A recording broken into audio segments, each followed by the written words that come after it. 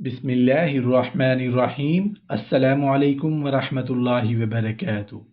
دعا مانگنے کا بہترین طریقہ، ہر دعا قبول ہونے کا طریقہ۔ دعا جلد قبول ہوگی انشاءاللہ۔ حضرت زکریا علیہ السلام کا واقعہ سب کو معلوم ہے کہ انہیں بیٹا مانگنے کی ضرورت پیش آئی تو اللہ تعالیٰ سے بیٹا مانگا۔ کس طرح مانگا؟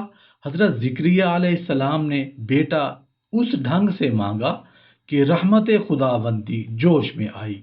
فرمایا، یعنی اس وقت کو یاد کرو جب کہ حضرت زکریا علیہ السلام نے چپکے اپنے دل میں اللہ تعالیٰ سے مانگنا شروع کیا اور چھپی آواز میں اولاد طلب کی، جس کو وہ سنتے تھے اور ان کا اللہ سنتا تھا۔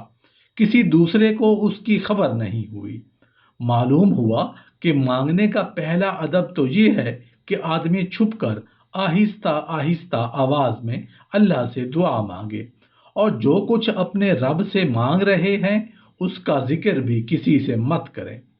ہمارے نبی حضرت محمد صلی اللہ علیہ وآلہ وسلم نے بار بار دعا مانگنے کے طریقے بتائے ہیں۔ دعا مانگنے کا سب سے بہتر اور سب سے افضل اور اعلیٰ طریقہ کون سا ہے؟ سب سے پہلے بسم اللہ الرحمن الرحیم پڑھ کر دعا مانگنا شروع کریں۔ دعا مانگیں لیکن اپنے رب کائنات کی رحمتوں کا اور اس کے فضل کا، اس کی رحمت کا، اس کی دانائی کا شکریہ ادا نہ کیا تو پھر کیا دعا مانگی؟ سب سے پہلے اپنے رب کی وحدانیت کا ذکر کریں۔ اس کے لیے سب سے آسان ترین طریقہ اور سب سے چھوٹا طریقہ یہ ہے کہ بسم اللہ الرحمن الرحیم کے بعد سورہ اخلاص یعنی قل هو اللہ احد اللہ الصمد لم یلد ولم یولد ولم یکن لہ کفوا احد پڑھیں۔ اس صورت کے اندر سب کچھ موجود ہے۔ اللہ تعالیٰ کی حکمت، وحدانیت، دانائی، رحمت۔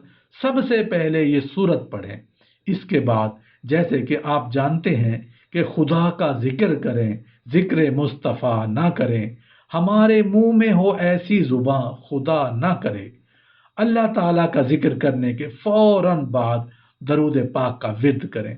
ہمارے نبی حضرت محمد صلی اللہ علیہ وآلہ وسلم سے کسی نے پوچھا، میں دعا کیسے مانگوں اور وہ قبول ہو جائے؟ اس کا کوئی آسان طریقہ بتا دیجئے۔ تو ہمارے نبی حضرت محمد صلی اللہ علیہ وآلہ وسلم نے کہا، سب سے پہلے خدا کی وحدانیت کا ذکر کرو، اس کے بعد مجھ پر درود شریف بھیجو۔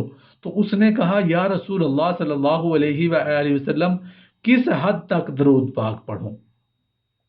آپ صلی اللہ علیہ وآلہ وسلم نے فرمایا، جتنی تم جلدی چاہتے ہو تمہاری دعا قبول ہو اتنا زیادہ درود پاک پڑھو۔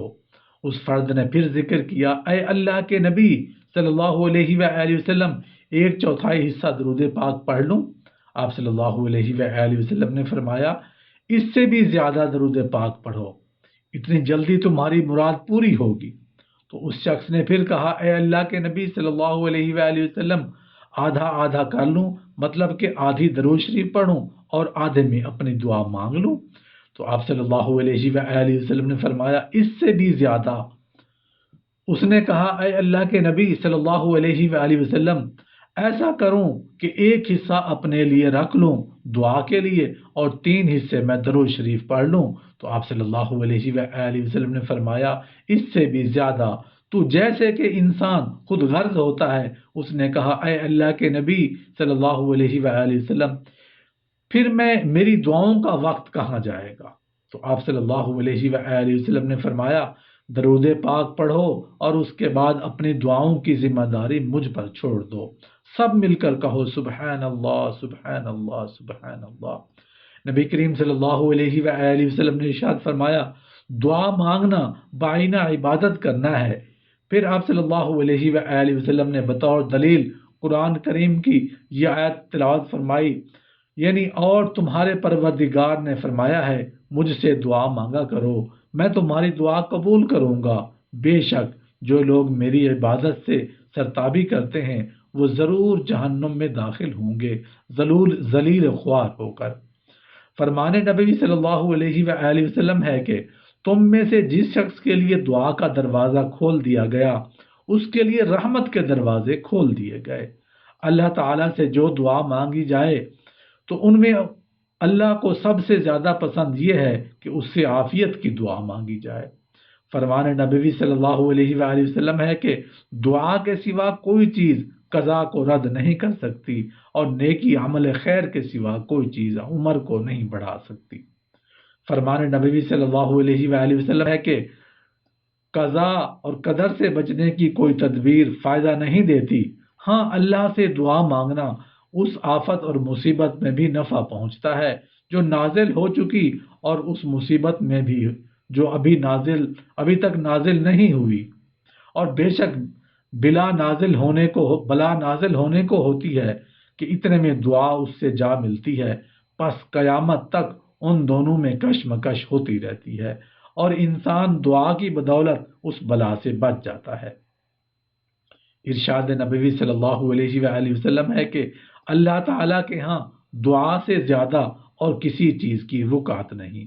حدیث مبارکہ میں ہے کہ رسول اللہ صلی اللہ علیہ وآلہ وسلم نے صحابہ سے خطاب کر کے فرمایا، تم اللہ سے دعا مانگنے میں کوتاہی نہ کرو، اس لیے کہ دعا کی صورت میں ہرگز کوئی شخص کسی ناگہانی آفت سے ہلاک نہیں ہوگا۔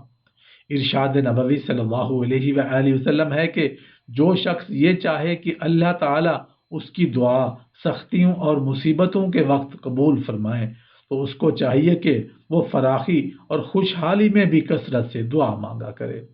فرمان نبوی صلی اللہ علیہ وآلہ وسلم ہے کہ دعا مومن کا ہتھیار ہے، دین کا ستون ہے اور آسمان و زمین کا نور ہے۔